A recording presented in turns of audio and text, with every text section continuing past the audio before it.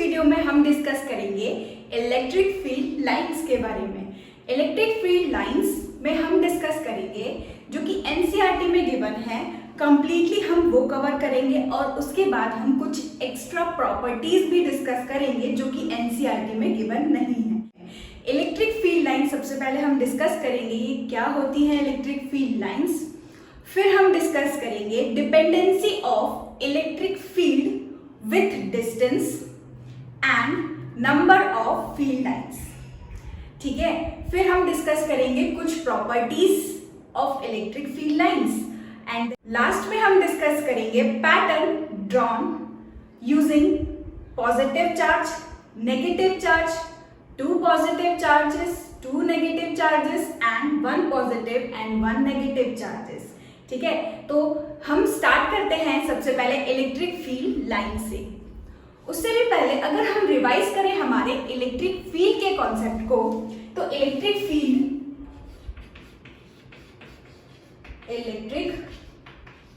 Field lines आज हम discuss कर रहे हैं। ठीक है, तो उससे भी पहले अगर हम इलेक्ट्रिक फील्ड को डिस्कस करें तो इलेक्ट्रिक फील्ड हमने पढ़ा था, इलेक्ट्रिक फील्ड का जो मैग्नीट्यूड है वो हमने डिस्कस किया था, क्या होता है K Q upon R square. ठीक, और हमने ये भी पढ़ा था कि जो इलेक्ट्रिक फील्ड होती है जो कि एक चार्ज के अराउंड रीजन होता है, स्पेस होता है, हमको वहां पर इलेक्ट्रिक फील्ड मिलेगी। अब ये जो इलेक्ट्रिक फील्ड होती है ये एक स्केलर फॉर्म होता है क्या? नहीं, इलेक्ट्रिक फील्ड क्या होता है? एक वेक्टर होता है। इलेक्ट्रिक फील्ड अगर वेक्टर है तो यार उस वेक्टर का कुछ ना कुछ डायरेक्शन भी होना चाहिए, राइट? तो उस वेक्टर का क्या होता है? एक डायरेक्शन भी होता है। वेक्टर को हम कैसे रिप्रेजेंट करते हैं? एरो से। एक वेक्टर को हम कैसे रिप्रेजेंट करते हैं? एरो से। ठीक है, ये जो एरो है, एरो का हेड है, ये क्या देता है? वेक्टर का डायरेक्शन। और ये जो टेल है ना, ये जो लेंथ है, ये क्या शो करता है? Magnitude of vector quantity.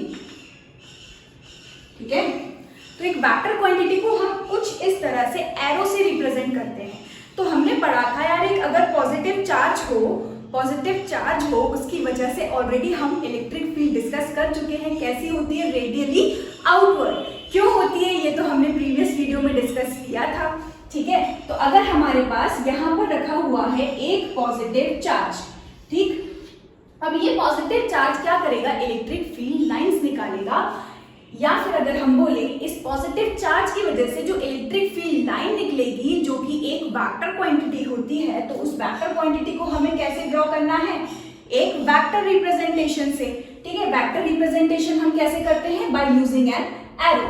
तो बस अगर हम इसकी इलेक्ट्रिक फील्ड का डायरेक्शन देखें तो कैसा होगा? कुछ इस तरह से। ये एक एरो बनाया। ठीक है, इस डायरेक्शन में देखें तो एक पॉजिटिव चार्ज की वजह से इलेक्ट्रिक फील्ड कैसी पड़ी थी हमने? Radially outward.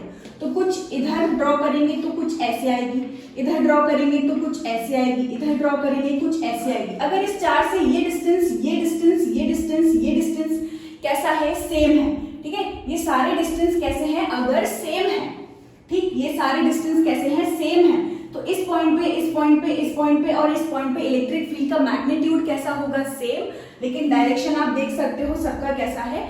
अलग अलग। लेकिन हमने ये पढ़ा है जैसे जैसे हम किसी पॉइंट चार्ज से दूर जाते जाएंगे तो उसकी जो इलेक्ट्रिक फील्ड का मैग्नीट्यूड है वो क्या होता जाएगा? डिक्रीज होता जाएगा। यानी कि देखो डिस्टेंस चार्ज से क्या हो रहा है? इंक्रीज। तो इलेक्ट्रिक फील्ड का जो मैग्नीट्यूड है वो क्या हो जाएगा? डिक्रीज हो जाएगा। यानी कि अगर हम इस चार्ज से और ज्यादा दूर गए, तो इलेक्ट्रिक फील्ड का जो मैग्नीट्यूड है वो क्या हो जाएगा? डिक्रीज। और मैग्नीट्यूड हम कैसे रिप्रेजेंट कर रहे हैं? यार इस लेंथ से। तो अब की बार जो हम यहाँ लाइन ड्रॉ करेंगे उसका जो लेंथ होगा, उसका जो एरो का लेंथ होगा वो कैसा होगा? अब थोड़ा सा छोटा। तो पहले से अब हम थोड़ा सा छोटा ड्रॉ करेंगे। ठीक, इस पॉइंट में निकालनी है तो कुछ इस तरह से, कुछ इस तरह से, कुछ इस तरह से। ठीक है, फिर हम और दूर जा रहे हैं अगर इस चार्ज से, यानी कि डिस्टेंस बढ़ा रहे हैं, तो इलेक्ट्रिक फील्ड का मैग्नीट्यूड और ज्यादा कम हो जाएगा, है ना? इलेक्ट्रिक फील्ड का मैग्नीट्यूड और ज्यादा कम, यानी कि हमारे वेक्टर का मैग्नीट्यूड कैसा हो गया, और कम हो गया, यानी कि फिर से हमें लेंथ को कैसा ड्रॉ करना पड़ेगा, और ज्यादा छोटा, यानी कि कुछ इस तरह से, ऐसे। ठीक है, तो इस तरह से इलेक्ट्रिक फील्ड लाइंस पहले ड्रॉ की गई। ठीक, जिस तरह से एक वेक्टर को रिप्रेजेंट किया जाता है, वेक्टर को ड्रॉ किया जाता है, सेम वैसे ही। ठीक है, तो पहले देखो मैग्नीट्यूड कैसा है, ज्यादा है इलेक्ट्रिक फील्ड का, फिर धीरे धीरे मैग्नीट्यूड कैसा हो गया, कम, फिर और कम हो गया। ठीक, तो इस तरह से इलेक्ट्रिक फील्ड लाइंस जो है एक पॉइंट चार्ज के लिए ड्रॉ की गई by using vector representation, by using vector representation.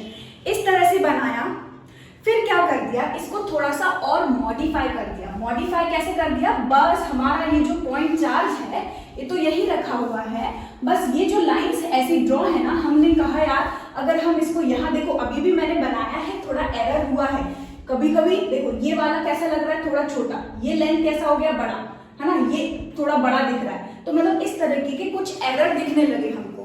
तो हमने कहा यार इस तरह से तो अच्छा है कि इसको पूरा ही ज्वाइन कर दो, इसको पूरा ही ज्वाइन कर दो, यानी कि कुछ इस तरह से, ये ऐसे ऐसे सबको ज्वाइन कर दो और इस तरह से डायरेक्शन बता दो इलेक्ट्रिक फील्ड का। ठीक है, तो पहले इस तरह से रिप्रेजेंट की गई इलेक्ट्रिक फील्ड का डायरेक्शन, फिर इस तरह से रिप्रेजेंट की गई इलेक्ट्रिक फील्ड का डायरेक्शन। ठीक है, लेकिन अगर हम मैग्नीट्यूड की बात करें तो इसमें हमको साफ साफ समझ में आ रहा है, क्योंकि ये जो एरो की लेंथ है वो डिक्रीज होती जा रही है, यानी कि हमको समझ में आ रहा है जैसे जैसे हम चार्ज से दूर जा रहे हैं, इलेक्ट्रिक फील्ड का जो मैग्नीट्यूड है वो क्या होता जा रहा है, डिक्रीज होता जा रहा है। वो क्या होता जा रहा है, इलेक्ट्रिक फील्ड का मैग्नीट्यूड डिक्रीज होता जा रहा है। लेकिन अगर हम यहाँ देखें तो अब ये डायरेक्शन तो प्रॉपरली बता रहा है, क्या यहाँ पर हमको मैग्नीट्यूड डिक्रीज होने का कुछ आइडिया लग रहा है? जैसे जैसे हम डिस्टेंस को दूर करते जा रहे हैं मैग्नीट्यूड डिक्रीज हो रहा है, क्या उसका आइडिया हमको यहाँ से पता कर पा रहे हैं हम वो? हाँ, इस रिप्रेजेंटेशन में भी हम मैग्नीट्यूड को पता कर सकते हैं। कैसे? रिलेटिव डेंसिटी को यूज करके। रिलेटिव डेंसिटी को यूज करके, रिलेटिव डेंसिटी मतलब अगर हम यहाँ पर कुछ इस तरह से, जैसे यहाँ पर हमने इस तरह से ऐसे एरिया, ऐसे कुछ एरिया ले लिया, ठीक, यहाँ पर कुछ ऐसा पेपर रख लिया हमने। यहाँ पर अगर हम देखें तो इस तरह से इस इतने एरिया में से कितनी लाइन पास हो रही है? देखो 2 लाइन पास हो रही है ना, यानी कि यहाँ पर हमने देखा इसमें क्या है, 2 ऐसी लाइन पास हो रही हैं। इसी एरिया को अगर हम दूर ऐसे करके ले जाएंगे, सपोज करो इसी एरिया को हम यहाँ पर ऐसे करके ले गए, सेम यही है, इसको खसका करके बस ऐसे हम नीचे ले आए हैं, थोड़ा सा ऐसा और दूर ले गए, थोड़ा और थोड़ा दूर ले गए, ठीक है, यहाँ पर लेके आते हैं इसको, ठीक है। तो जैसे जैसे हम इस सेम एरिया को, है ना, इस सेम हम ऑब्जेक्ट को ऐसे दूर लेके गए, तो अब हमने क्या देखा, इसमें से तो सिर्फ अब एक ही लाइन पास हो रही है, यानी कि इसमें डेंसिटी यानी कि नंबर ऑफ लाइंस कैसी है, ज्यादा। मतलब ये क्या बताएगा, यहाँ पर मैग्नीट्यूड कैसा है, ज्यादा।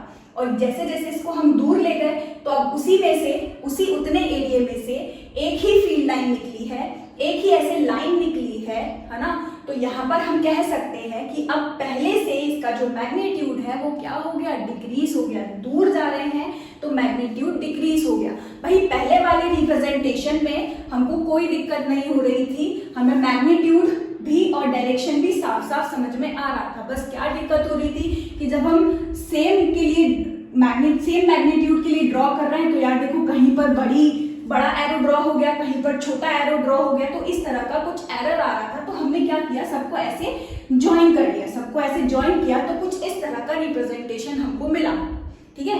तो ये जो रिप्रेजेंटेशन है, पिक्टोरियल रिप्रेजेंटेशन है, इसी को ही क्या कहा जाता है, इलेक्ट्रिक फील्ड लाइंस, ठीक है। ये कोई लाइन सचमुच नहीं होती है, ये क्या होती है, इमेजिनरी लाइंस होती हैं, जो कि एक पॉजिटिव चार्ज, एक चार्ज अपने अराउंड क्रिएट करता है ना, to show magnitude and direction of electric field. Electric field lines क्या है, एक चार्ज अपने स्पेस में इमेजिनरी लाइंस को ड्रॉ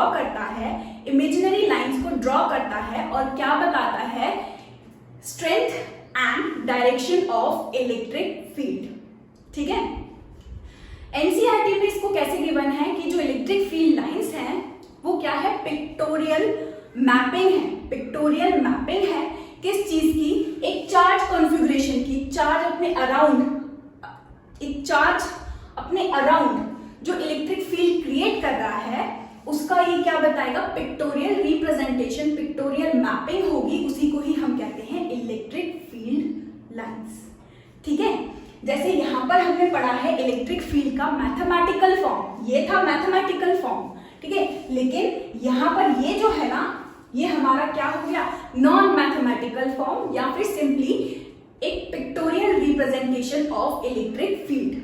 ठीक है, तो इलेक्ट्रिक फील्ड लाइंस कुछ नहीं है, सिर्फ इमेजिनरी लाइंस हैं जो कि हमको क्या बताती है, इलेक्ट्रिक फील्ड का डायरेक्शन और थोड़ा बहुत आइडिया हमको देती है मैग्नीट्यूड का। एग्जैक्टली तो मैग्नीट्यूड हम यहाँ से निकाल ही लेंगे। ठीक है, तो बस एक मैपिंग कर सकते हैं, हम एक डायग्राम क्रिएट कर सकते हैं हम, क्या ये जो लाइंस हैं कुछ इस तरह की होनी चाहिए। ये जो इलेक्ट्रिक फील्ड का कॉन्सेप्ट दिया था, ये दिया था फैराडे ने। तो उन्होंने क्या किया था, इसको नाम दिया है electric line of forces. Electric field line को इलेक्ट्रिक लाइन ऑफ फोर्स भी कहा है। ठीक है, इलेक्ट्रिक लाइन ऑफ फोर्स कहा है। इलेक्ट्रिक लाइन ऑफ फोर्स भी क्या है, हमारी इलेक्ट्रिक फील्ड लाइन ही है। ये जो हमने लाइन ड्रॉ की है ना, जो कि क्या बता रही है, डायरेक्शन एंड मैग्नीट्यूड बता रही है, एक रिप्रेजेंटेशन है, एक डायग्राम है, एक इमेजिनरी लाइंस जो हम ड्रॉ कर रहे हैं एक चार्ज के अराउंड। ठीक, तो उसी को ही हम क्या बोल रहे हैं, इलेक्ट्रिक फील्ड लाइंस या फिर इलेक्ट्रिक लाइन ऑफ फोर्सेस। लेकिन कुछ कॉन्सेप्ट्स में इलेक्ट्रिक लाइन ऑफ फोर्स जैसे ही नाम पढ़ रहे हैं तो थोड़ा सा कंफ्यूजन क्रिएट करने लगा था। ये इलेक्ट्रिक लाइन ऑफ फोर्सेस थोड़ा सा कंफ्यूजन क्रिएट करने लगा था। तो क्या किया गया, इसको सिर्फ और सिर्फ इलेक्ट्रिक फील्ड लाइन से ही हमारी एनसीईआरटी में नाम दिया गया है। ठीक है, बाकी कुछ बुक्स में आप नाम देखोगे इलेक्ट्रिक लाइन ऑफ फोर्स, तो वो भी क्या है, इलेक्ट्रिक फील्ड लाइंस ही है। ठीक है, तो हमारी एनसीईआरटी में सिर्फ एक कंफ्यूजन दूर करने के लिए क्या किया गया, इसको एक सिंपल नाम दे दिया, इलेक्ट्रिक फील्ड लाइंस। ठीक है, इसके बाद हम डिस्कस करते हैं dependency of electric field with distance and number of field lines. ठीक, तो यहां से देखो हमको क्या समझ में आया, पुराने वाले फॉर्म में कहीं पर मैग्नीट्यूड छोटा बन जाता था, कभी मैग्नीट्यूड ज्यादा बन जाता था, जबकि डिस्टेंस कैसा है, सेम। तो हमने क्या किया यार, ऐसी लाइंस बना दी। ठीक, पर इसमें मैग्नीट्यूड कैसे पता कर सकते हैं हम, डेंसिटी से। डेंसिटी किसकी, नंबर ऑफ फील्ड लाइंस की। नंबर ऑफ फील्ड लाइंस जिसमें ज्यादा होंगी, इसमें डेंसिटी कैसी होगी, इसकी ज्यादा। यहाँ पर डेंसिटी ऑफ फील्ड लाइंस कैसी है, कम। जहां पर density of field lines, number of field lines कैसी होंगी, ज्यादा, वहां पर स्ट्रेंथ हमको कैसी मिलेगी, ज्यादा। यहाँ पर डेंसिटी ऑफ फील्ड लाइंस कैसी है, कम, नंबर ऑफ फील्ड लाइंस कैसी है, कम, तो यहाँ पर मैग्नीट्यूड कैसा हो गया इलेक्ट्रिक फील्ड का, कम। ये फिर से हम डिस्कस करेंगे हमारी properties of electric line of forces या फिर इलेक्ट्रिक फील्ड लाइंस की। अब हम बात करते हैं dependence of electric field strength on distance and number of field lines. तो यहां पर सबसे पहले हमने क्या किया है, एक चार्ज लिया है, ये हमारा ओरिजिन। इस ओरिजिन पर हमने एक चार्ज लिया है जो कि क्या निकाल रहा है, इलेक्ट्रिक फील्ड लाइंस निकाल रहा होगा। ठीक है, तो कुछ इस तरह से इलेक्ट्रिक फील्ड लाइंस ही निकाल रहा है।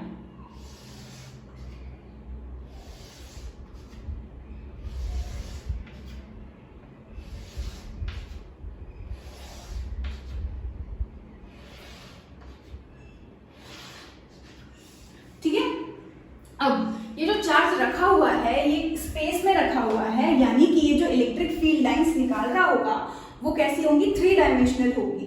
ठीक है, कैसी होंगी, 3 डायग्राम हमने 2D बनाया है, बट वो कैसा है, यहाँ बीच में ऐसे चार्ज रखा हुआ है और वो अपने अराउंड क्या निकाल रहा है, कुछ इस तरह से ऐसे इलेक्ट्रिक फील्ड लाइंस को निकाल रहा है। इलेक्ट्रिक फील्ड लाइंस क्या है, इमेजिनरी लाइंस हैं जो कि हमें क्या बताती है, direction of electric field lines, यानी कि जहां पर हमारा वो डायरेक्शन होता है, इलेक्ट्रिक फील्ड लाइंस हमको वो डायरेक्शन देती हैं जहां पर अगर हम एक पॉजिटिव टेस्ट चार्ज को रख दें, पॉजिटिव टेस्ट चार्ज जिस तरफ मूव होगा वही हमारा हो जाएगा direction of electric field lines या फिर डायरेक्शन ऑफ इलेक्ट्रिक फील्ड।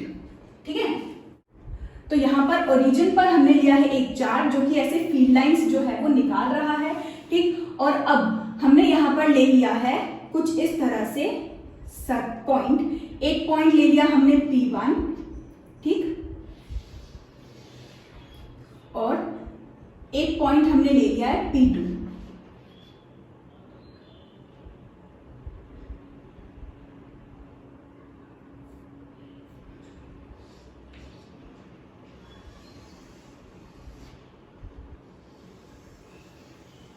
ठीक, एक पॉइंट लिया है P1, एक पॉइंट लिया है हमने P2। यहां पर हम क्या कर रहे हैं, नंबर ऑफ लाइंस जो है हमारे इस सरफेस से, इसको हम सपोज कर लेते हैं ये हो गया हमारा सरफेस S1, ये हो गया हमारा सरफेस S2। ठीक, इस चार्ज से P1 डिस्टेंस का, P1 पॉइंट तक का जो डिस्टेंस है वो कितना है R1। इस चार्ज से P2 डिस्टेंस जो है हमारा, P2 डिस्टेंस जो है हमारा वो कितना है R2। ठीक, P2 पॉइंट तक हमारे चार्ज से जो कि ओरिजिन पर रखा है ये डिस्टेंस कितना ले लिया हमने R2। P1 पॉइंट पर हमने एक सरफेस लिया है, उस सरफेस को हमने नाम दिया है S1। P2 पॉइंट पर हमने एक और सरफेस ड्रॉ किया है, उस सरफेस को हमने लिया है S2। ठीक है, इन दोनों ही सरफेस से जो लाइंस पास हो रही हैं, इलेक्ट्रिक फील्ड लाइंस पास हो रही है, उनका नंबर कैसा है, सेम। देखो 1 2 3 4 5, फर्स्ट वाले सरफेस में से भी 5 नंबर ऑफ फील्ड लाइंस हमने निकाली है, और यहाँ पर भी देखो 1 2 3 4 5, यानी कि इस वाले सरफेस से भी 5 नंबर ऑफ फील्ड लाइंस हमने निकाली। अगर हम एंगल की बात करें तो आपने 11th स्टैंडर्ड में पढ़ा होगा प्लेन एंगल और सॉलिड एंगल। प्लेन एंगल की अगर हम बात करें तो प्लेन एंगल क्या होता है, जो कि हमारे 2 डायमेंशनल में बनता है, जैसे कि हमारा सर्कल का पार्ट कुछ इस तरह से। अगर हम ये देखें एंगल, तो ये एंगल थीटा है हमारा। ठीक, ये जो इतना, ये जो कर्व है ये हमारा क्या होता है, आर्क, इसको हम सपोज कर लेते हैं L, और ये हमारे सर्कल की क्या हो गई, रेडियस। अब इसमें अगर हमें थीटा की वैल्यू निकालनी हो तो हम कैसे निकालते हैं, theta is equals to arc upon radius करके। ठीक है, ये फॉर्मूला आपने पढ़ा होगा कि angle is equal to arc upon radius. Plane angle में जो थीटा की वैल्यू है वो हम कैसे निकालते हैं, L अपॉन आर करके। ठीक, और अगर हम बात करें सॉलिड एंगल की, क्योंकि ये जो चार्ज रखा है ये 3 डायमेंशन में रखा है, 3 डायमेंशन में रखा है, अगर 3 डायमेंशन में रखा है अगर, तो इसमें से ये जो एरिया होगा कुछ ऐसे होगा। यहाँ पर ये बीच में चार्ज रखा है तो ये जो एरिया है ये कुछ ऐसे होगा, और इसमें से ऐसे हर तरफ से फील्ड लाइंस जो है वो पास हो रही होंगी। तो यहाँ अब जो एंगल बनेगा वो एक 3 डायमेंशनल एंगल होगा। 3 डायमेंशनल एंगल को हम क्या बोलते हैं, सॉलिड एंगल। ठीक, तो अगर हम बात करें सॉलिड एंगल की, तो सॉलिड एंगल को हम डिनोट करेंगे काय से, ओम से। सॉलिड एंगल को अगर हम ड्रॉ करें तो देखो कुछ इस तरह से होगा।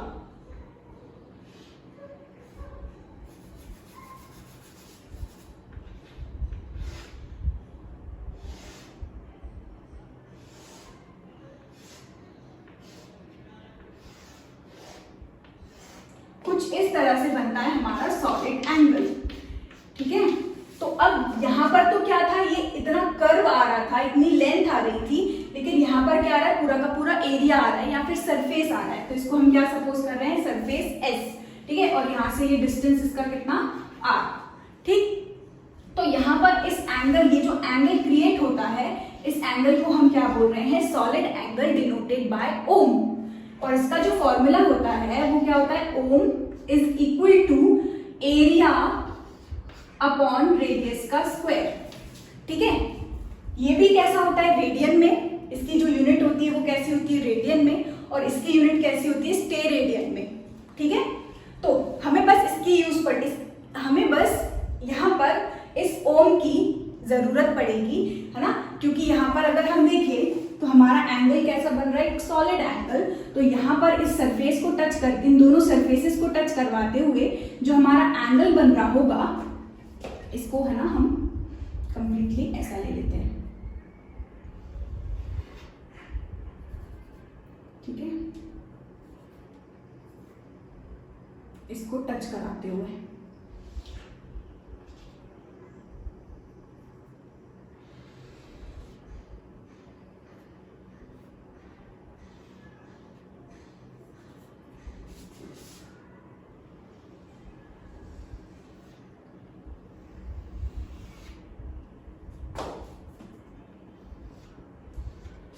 अब हमारा डायग्राम थोड़ा सा करेक्ट हो गया है, ठीक है। हाँ, तो यहां से अगर हम देखें तो ये जो एंगल बन रहा है, इस एंगल को हम लेंगे, ये एंगल हमारा होगा सॉलिड एंगल ओम, क्योंकि यहां पर भी ये जो एंगल है ये इस पूरे, इसको आप अज्यूम कर सकते हो जैसे वाटरमेलन होता है ना, तो ये वाटरमेलन का कुछ पार्ट है, तो उस वाटरमेलन के कुछ पार्ट को हमने ऐसे निकाला, तो वो इतने सारे वाटरमेलन का कुछ छोटा सा एंगल होगा उतना, है ना, ये छोटा सा एंगल होगा, तो उस छोटे से एंगल को हम कैसे डिनोट करते हैं, डेल्टा ओम करके, ठीक है, ये हो गया डेल्टा ओम। और ये जो सरफेस है उस वाटरमेलन का पूरा इतना बड़ा सरफेस है एस, तो उसमें से छोटा सा पार्ट हमने निकाला है, तो उसको भी हम क्या लेंगे, डेल्टा एस। तो यहाँ पर भी ये जो एंगल होगा ये इतने बड़े एंगल में से कुछ छोटा सा पार्ट है इसका, तो इसको भी हम क्या लिखेंगे, डेल्टा ओम, छोटा सा एंगल, सॉलिड एंगल, ठीक है। अब यहाँ पर अगर हम देखें इस डेल्टा ओम की वैल्यू निकालें, तो डेल्टा ओम जो होगा वो क्या होता है, सरफेस अपॉन रेडियस का स्क्वायर। अगर हम फर्स्ट सरफेस के लिए निकालें, अगर हम इस फर्स्ट सरफेस के लिए निकालें तो डेल्टा ओम हमारा क्या हो जाएगा, सरफेस S1 अपॉन यहां से लेके ये डिस्टेंस, ये डिस्टेंस, ये डिस्टेंस, ये डिस्टेंस, ये जो सारा डिस्टेंस होगा वो कैसा हो जाएगा, सेम, है ना, यहां से भी डिस्टेंस R1, ये भी डिस्टेंस R1, ये भी डिस्टेंस R1, ये सारा डिस्टेंस कैसा हो जाएगा, सेम, ठीक। तो यहाँ पर आ जाएगा R1 का स्क्वायर। ये हमारा फॉर्मूला होता है एक सॉलिड एंगल फाइंड करने के लिए। और अगर हम बात करें सेकेंड वाले सरफेस के लिए सॉलिड एंगल निकालें, तो solid angle will be equal to surface S2 upon यहां से ये जो डिस्टेंस है ये कितना हो जाएगा, R2, ये R2, ये डिस्टेंस कितना है, R2, ये डिस्टेंस कितना हो गया, R2 का होल स्क्वायर। सबसे पहले हम यहाँ ये समझते हैं कि हम एक्चुअली में निकाल क्या रहे हैं, हम निकाल रहे हैं dependency of electric field strength with distance या ऑन डिस्टेंस, यानी कि हमारा जो इलेक्ट्रिक फील्ड है वो हमारे डिस्टेंस के कैसा होता है, इनवर्सली प्रोपोर्शनल होता है स्क्वायर का। हमको ये जो है फैक्टर वो इससे सॉल्व कर करके लेके आना है, यानी कि dependency of electric field strength, है ना, ऑन डिस्टेंस, ठीक है, जो कि क्या होता है, inversely proportional to square of the distance, ठीक है, ये हमको निकालना है यहाँ पर। तो देखो अब अगर हम बात करें तो हमें इलेक्ट्रिक फील्ड की जरूरत पड़ रही है। इलेक्ट्रिक फील्ड जो है वो हम फर्स्ट वाले केस में बात करें तो अभी मैंने समझाया इलेक्ट्रिक फील्ड की स्ट्रेंथ वहां पर ज्यादा होगी जहां पर इलेक्ट्रिक फील्ड लाइंस की डेंसिटी कैसी होगी, ज्यादा। लेकिन यहाँ पर अगर हम बात करें तो यहाँ देखो same number of field lines pass हो रही है, यहाँ भी same number of field lines pass हो रही है, यानी कि नंबर ऑफ फील्ड लाइंस दोनों में कैसी हो गई, सेम। अगर हम S1 के लिए निकालें इलेक्ट्रिक फील्ड, तो इलेक्ट्रिक फील्ड जो होगी, इलेक्ट्रिक फील्ड का स्ट्रेंथ जो होगा फर्स्ट वाले सरफेस के लिए अगर हम निकालें इस चार्ज Q की वजह से, जो कि क्या हो जाएगा, इन लाइंस की वजह से इलेक्ट्रिक फील्ड लाइन, ये जो इलेक्ट्रिक फील्ड लाइन होगी वो क्या होगी, number of field line passing through given area. तो यहाँ पर अगर हम देखें हमारा एरिया कितना है S1, तो इसमें से नंबर ऑफ फील्ड लाइंस हम सपोज कर लेते हैं कितनी पास हो रही हैं, N1, ठीक। और यहाँ पर अगर हम सपोज कर लेते हैं इसमें से नंबर ऑफ लाइंस कितनी पास हो रही है, N2। तो इलेक्ट्रिक फील्ड निकालने का हमने एक और फॉर्मूला देखा, इलेक्ट्रिक फील्ड कैसे निकालते हैं, number of field line passing through given area. तो इस फील्ड में से कितनी फील्ड लाइंस पास हो रही हैं, इस एरिया में से कितनी फील्ड लाइंस पास हो रही हैं, N1। तो इसको लिखने का तरीका क्या होगा, number of field line passing through given area, ठीक है। अगर हम इलेक्ट्रिक फील्ड निकालें सेकेंड वाले सरफेस के लिए तो इसमें से कितनी नंबर ऑफ फील्ड लाइन पास हो रही है, N2, है ना, और एरिया कितना है, S2, ठीक। Number of field lines passing through given area. तो अब क्योंकि यहाँ पर इस केस में हमने क्या किया है, n1 is equal to n2 is equal to n लिया है, यानी कि हमने same number of field line pass करवाई है हमारे सरफेस S1 और सरफेस S2 से, तो ये जो हो गया हमारा n के बराबर हो गया। अब अगर हम इलेक्ट्रिक फील्ड देखें तो electric field is equal to हमको क्या मिली, n अपॉन S1। अगर S1 की वैल्यू हम ऊपर से पुट करें तो हमको क्या मिलेगा, देखो S1 is equal to delta ohm R1 का स्क्वायर। और अगर हम E2 की बात करें तो E2 भी हमारा क्या हो जाएगा, N2 भी n के बराबर है, तो हमको मिला n अपॉन ऊपर से S2 की वैल्यू पुट करें तो हमको क्या मिलेगा, डेल्टा ओम R2 का होल स्क्वायर। और इन दोनों का अगर हम रेशियो निकालें तो हमको क्या मिलेगा, E1 upon E2 is equal to n upon delta ohm R1 का स्क्वायर इंटू में n upon delta ohm R2 का होल स्क्वायर। ठीक, यहाँ पर n से n कैंसिल, डेल्टा ओम से डेल्टा ओम हमारा कैंसिल। अब हमारे पास क्या बचा है, देखो E1 upon E2 is equal to R2 का स्क्वायर अपॉन R1 का स्क्वायर। और यहाँ से अगर हम देखें तो E1 is inversely proportional to the square of R1। ठीक, तो यहाँ से हमको समझ में आ रहा है कि इलेक्ट्रिक फील्ड जो है वो इनवर्सली प्रोपोर्शनल होती है स्क्वायर ऑफ द डिस्टेंस की। ठीक है, बस इससे इस फील्ड लाइन के कॉन्सेप्ट से हमको क्या निकालना था, inverse square law for electric field. ठीक है, तो हमको क्या मिला, electric field is inversely proportional to the square of distance. ठीक है, और यहीं पे अगर हम बात करें कि इलेक्ट्रिक फील्ड का relation number of field line से कैसा है, तो इलेक्ट्रिक फील्ड का relation number of field line passing through a given area होता है। ठीक है, तो यहाँ पर इलेक्ट्रिक फील्ड अगर हमको अलग अलग भी निकालनी है तो इस तरह से हम निकाल सकते हैं मैग्नीट्यूड इलेक्ट्रिक फील्ड का। ठीक, इसके बाद हम डिस्कस करेंगे प्रॉपर्टीज ऑफ इलेक्ट्रिक फील्ड और pattern drawn using electric field lines.